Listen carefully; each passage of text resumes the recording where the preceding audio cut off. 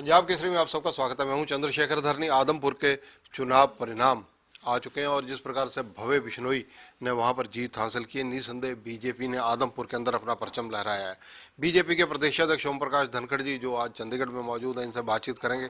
धनखड़ साहब, जिस प्रकार से आदमपुर में बीजेपी ने पहली बार बहुत अच्छे मार्जिन से जीत दर्ज करवाई है, उसके लिए बधाई भी है, और आप इसका श्रेय किसको देंगे?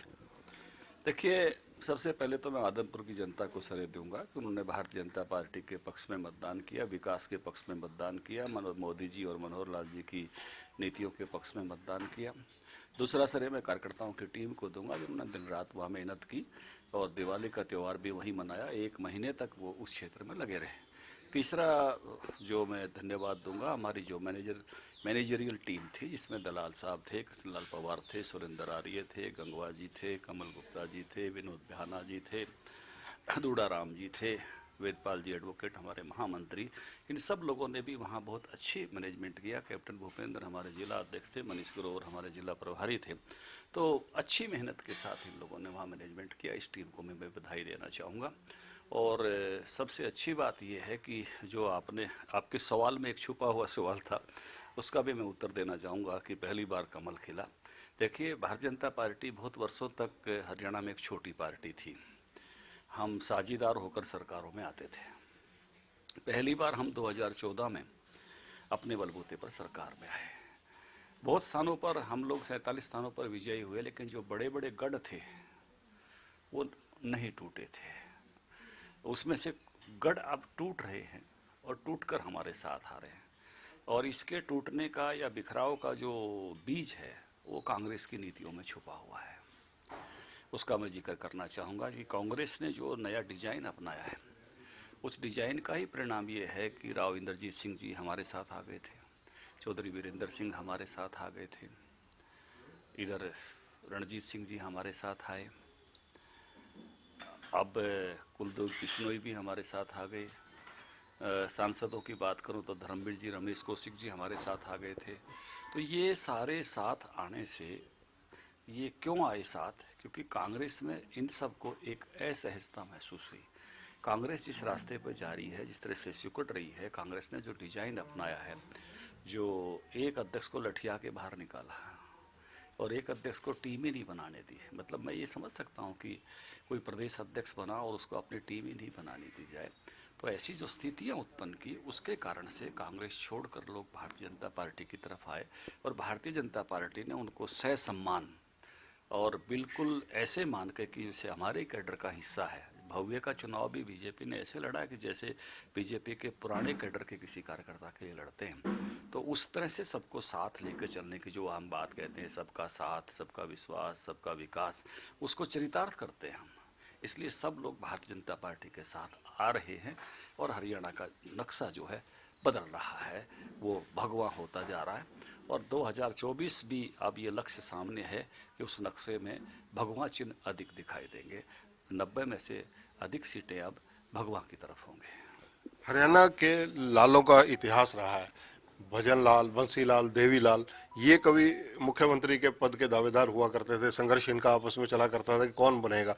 लेकिन अब इनके अगर परिवार में देखा जाए, इनके लालों के लाल या लाल, चाहे वो रंजीत सिंह हो, चाहे देवीलाल जी के पड़पोतर हों, दुष्यंत चौटाला, या कुलदीप बिश्नोई हो, या इनको देखा जाए भव्य बिश्नोई को, ये सब अब आपके मनोहर लाल के झंडे के नीचे हैं।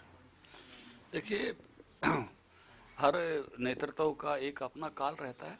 एक समय में कि जिन लोगों के नाम लिए आपने दिग्गज नेता थे, हमारी पार्टी ने भी चाहे जनसंघ के रूप में हो, चाहे बीजेपी के रूप में हो, चौधरी देवीलाल के साथ काम किया, चौधरी बंसीलाल के साथ भी काम किया। और अब भाजपा का समय है, मनोहर लाल जी हैं। इसलिए हम सबको भी कई बार इस बात को लेकर मैं कहूँगा कि एक विस्मित करने वाली खुशी सबको होती है कि हमारे ही पोस्टर पर अब हमारे आदित्य देवीलाल जो है हमारे जिला अध्यक्ष हैं, चौधरी रणजीत सिंह जी हमारे साथ हैं, दुष्यंत जी की पार्टी हमारे साथ है, जो चौधरी देवीलाल भी भाजपा के पोस्टर पर हैं, और अब चौधरी भजन लाल भी आदमपुर चुनाव में भाजपा का पोस्टर पर चौधरी भजन लाल जी भी शुरू हो गए। मनोहर लाल जी तो पहले से ही हैं और अभी और भी स्पेस है। तो इसलिए सभी लाल जो है एक पोस्टर पर आ रहे हैं, भजन लाल जी, देवी लाल जी, मनोहर लाल जी। तो ये एक जो बदलता हुआ राजनीति का स्वरूप है वो उस नाते से प्रकट हो रहा है कि सभी के जो हरियाणा के लिए अच्छा सोचा और जिन परिवारों ने अच्छा काम किया वो परिवार अब भारतीय जनता पार्टी की राजनीति को भी उतनी अच्छी देखकर और भारतीय जनता पार्टी के साथ चल रहे हैं। आप जिस स्पेस की बात कर रहे हैं, कहीं वो बंसीलाल परिवार को लेकर तो नहीं, किरण चौधरी या श्रुति चौधरी को लेकर?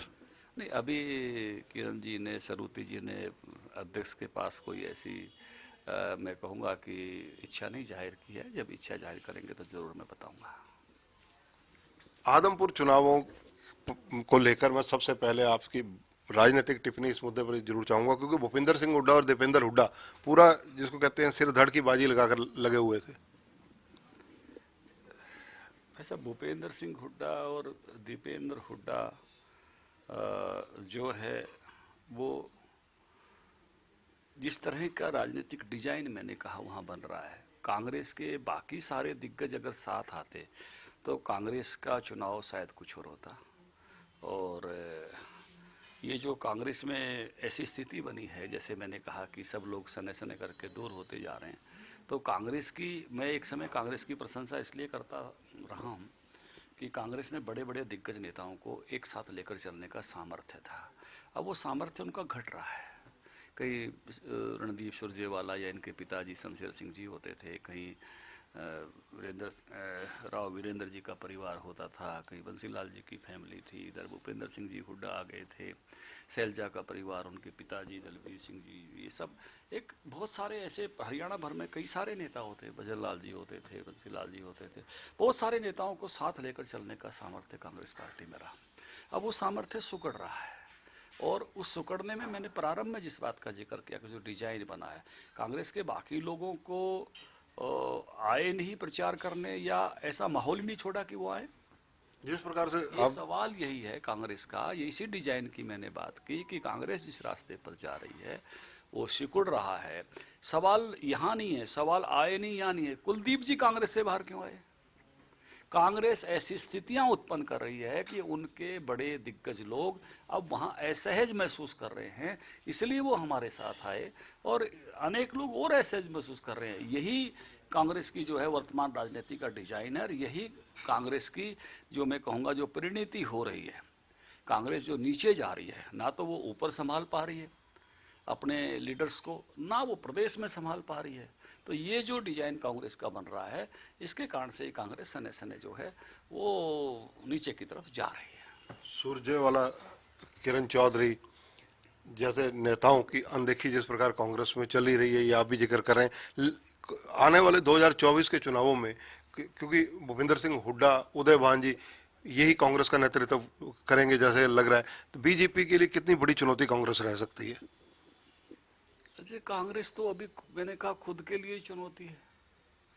जब आपको बिल्कुल स्पष्ट शब्दों में मैंने कहा कि कांग्रेस जिस स्थिति पे आ गई है वो अभी तो उनका अपना चैलेंज है, तो अपने चैलेंज से बाहर होकर एक सबको साथ लेकर चलने वाले दल के रूप में जब तक वो नहीं होगी, जो स्वरूप उन्होंने बनाया है, बड़े बड़े दिग्गज मैंने कहा कि वहाँ असहज महसूस कर रहे हैं, ये जो कांग्रेस की स्थिति बनी है और जिसके कारण से कांग्रेस में ये बदलाव आ रहे हैं, तो वो तो अभी बीजेपी के लिए कोई चैलेंज जैसा विषय नहीं मानता है। मैं नहीं मानता कि भारतीय जनता पार्टी के लिए 2024 में कोई कांग्रेस पार्टी चैलेंज बनने जा रही है किसी भी तरह का। कांग्रेस पार्टी तो देश भर में भी अपने अस्तित्व के लिए लड़ रही है, प्रदेश में भी अपने अस्तित्व के लिए लड़ेगी। धनखड़ साहब, जिस प्रकार से मिशन 2024 का जिक्र मैं इसलिए करूंगा क्योंकि लोकसभा चुनाव भी हैं और विधानसभा चुनाव भी हैं, और जिस प्रकार संगठन की कमान आपके हाथ है, सरकार की कमान मनोहर लाल जी के हाथ है, आपका जो रोड मैप क्या रहने वाला है, संगठन के दृष्टिगत भी और सरकार के दृष्टिगत भी? देखिए, हम तो कांग्रेस के अभी राष्ट्रीय अध्यक्ष बने हैं, हमारे बूथ अध्यक्ष तक बन गए हैं, अभी हम पन्ने तक जाने वाले हैं। तो हमने तो हर परिवार को टच करना है। भारतीय जनता पार्टी ने, भारतीय जनता पार्टी का ऑर्गेनाइजेशन नीचे तक चले जाए, हर मोहल्ले बस्ती तक चला जाए, इस काम में हम बड़ी मुस्तैदी से जुटे हुए हैं और निश्चित रूप से एक टारगेट हम लेकर चलते हैं जो एक निश्चित तिथियां देकर चलते हैं कैलेंडर के हिसाब से, इतने समय तक ये काम करेंगे, इतने समय तक ये काम करेंगे।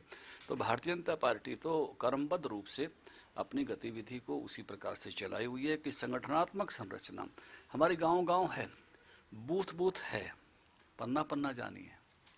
तो संगठनात्मक संरचना को बिल्कुल निचले लेवल तक पहुंचाकर भारतीय जनता पार्टी संगठन की शक्ति के भरोसे काम करती है और केवल दिग्गजों के भरोसे जैसे कुछ पार्टियां रहती हैं अभी नेता के भरोसे, ऐसा नहीं है। हम दोनों को साथ लेकर चलते हैं, नेता भी, कार्यकर्ता भी, संगठन भी, सरकार भी। तो इसलिए ये जो काम करने का भारतीय जनता पार्टी का एक अच्छा, मैं कहूँगा, ताना बाना बना है, उसी में भारतीय जनता पार्टी की सफलता का रहस्य भी है। पंजाब में 92 सीट लाने के बाद आम आदमी पार्टी कहीं बहुत अत्यंत उत्साहित थी, लेकिन आदमपुर के चुनाव परिणाम बहुत चौंकाने वाले रहे हैं। आम आदमी पार्टी की जो पोजीशन रही वो किसी से छुपी नहीं है। देखिए, वहाँ तो लोगों ने रिजेक्ट कर दिया, और रिजेक्ट इसलिए किया कि अल्टरनेट वाटर चैनल बनाने की बात सर्वोच्च न्यायालय ने कही थी, और उसके लिए भगवंत मान जिस प्रकार से मना करके गए, तो लोगों को लगा जो हमारे पीने के पानी की चिंता करने को तैयार नहीं है, उनके बारे में कुछ सोचना जरूरी है क्या। 2000 क्यूसेस पानी हरियाणा में प्रतिदिन इस्तेमाल होता है पीने के लिए, 1050 क्यूसेस दिल्ली में इस्तेमाल होता है। अब जो उसके अल्टरनेट सेलेंट के लिए मना करके चले गए, उनके बारे में लोग यहाँ विचार नहीं करेंगे, दिल्ली के लोग भी नहीं करेंगे, क्योंकि दिल्ली के पीने के पानी का इंतजाम भी रहना, ये क्या जिम्मेवारी है कि नहीं इनकी पार्टी की, वहाँ ये शासन कर रहे हैं।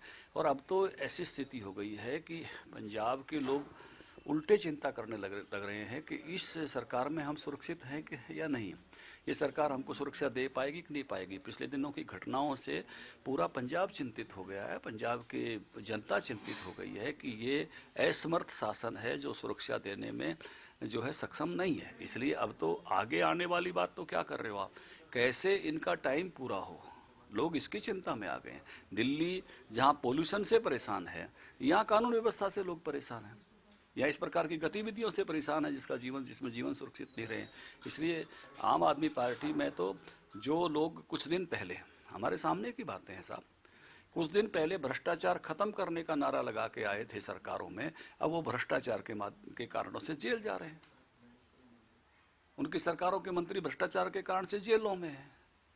नारे लगा के आए थे भ्रष्टाचार खत्म करेंगे, भ्रष्टाचार कर करके जेल जा रहे हैं। ये उस पार्टी की स्थिति बनी है। तो कोई भरोसा मुझे लगता नहीं किसी का आम आदमी पार्टी के प्रति किसी भी प्रकार का रहा है। ना तो ये कि वो गुड गवर्नेंस दे सकते हैं, क्योंकि दिल्ली और पंजाब हम दोनों देख रहे हैं, ना उनके इस प्रकार के चाल चरित्र पर विश्वास किया जा सकता है। तो दोनों तरह से ही मुझे लगता नहीं कि वो अविश्वसनीय पार्टी के रूप में खड़े हो गए। हरियाणा में गठबंधन सरकार के 3 साल और भाजपा सरकार के 8 साल, इसका विश्लेषण कैसे करेंगे आप?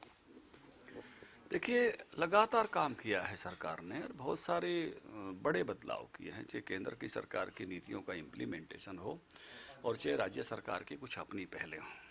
अब पंचायत मंत्री के नाते जब मुझे मौका मिला था तो हमने पढ़ी लिखी पंचायतें दी, आज हम उस पर गौरव कर रहे हैं। पहली बार जब पंचायतें बनी थी तो औसत आयु 33 आई थी, इस बार 36 आई है, जो 9 जिलों में चुनाव हो चुके हैं।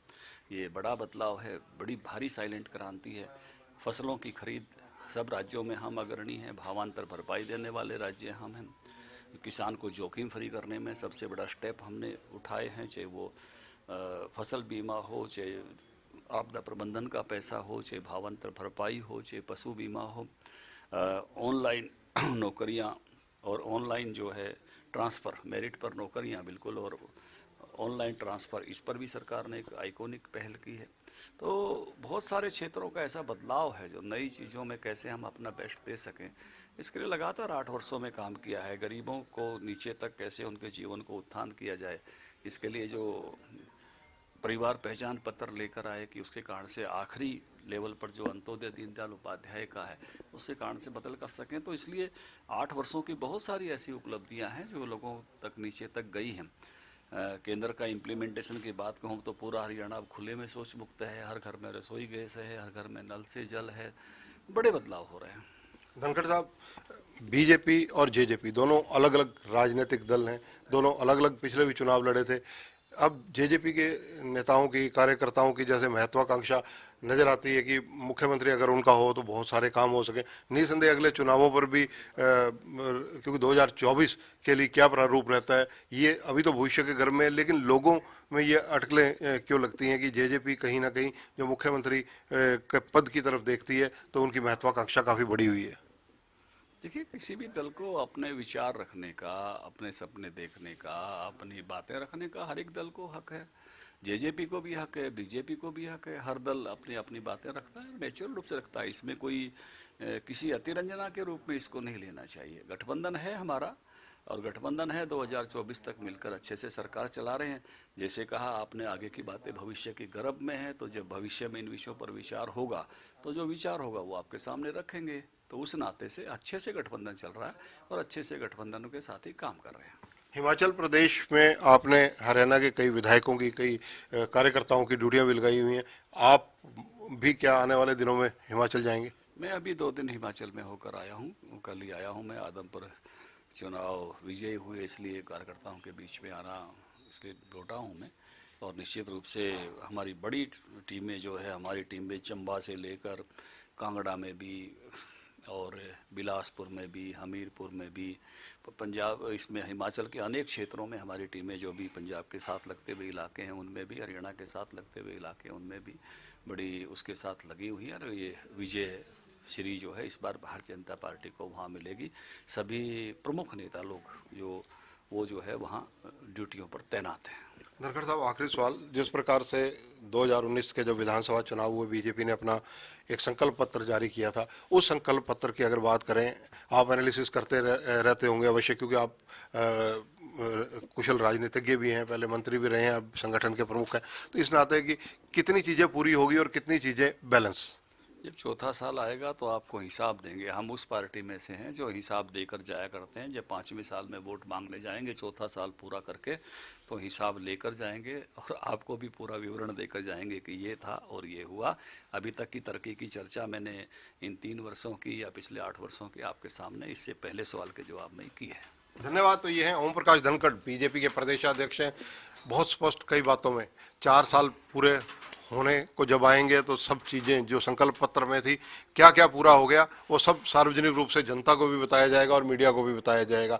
हिमाचल प्रदेश चुनावों में जहां बीजेपी के कार्यकर्ता और विधायक जुटे हुए, वहीं ओम प्रकाश धनखड़ खुद भी 2 दिन अभी लगातार हिमाचल में लगाकर आए हैं। इसके अलावा हरियाणा के अंदर जिस प्रकार से बीजेपी जेजेपी गठबंधन ने जिस प्रकार आदमपुर की जीत ली है, आदमपुर में पहली बार कमल खिला है, उसको लेकर ये पूरे का पूरा श्रेय जहां कार्यकर्ताओं को दे रहे हैं, वहीं संगठन के जिन लोगों की जिम्मेदारी लगी उन्होंने ईमानदारी से काम किया, उनकी पीठ थपथपा रहे हैं। कैमरामैन संजय सिंह के साथ चंद्रशेखर धरनी, पंजाब केसरी टीवी, चंडीगढ़। हमसे जुड़े रहने के लिए हमारे YouTube चैनल को सब्सक्राइब करें और नई वीडियो की नोटिफिकेशन के लिए बेल आइकॉन को दबाएं। अगर आप ये वीडियो Facebook पर देख रहे हैं तो लाइक जरूर करें और ज्यादा से ज्यादा शेयर करें। धन्यवाद।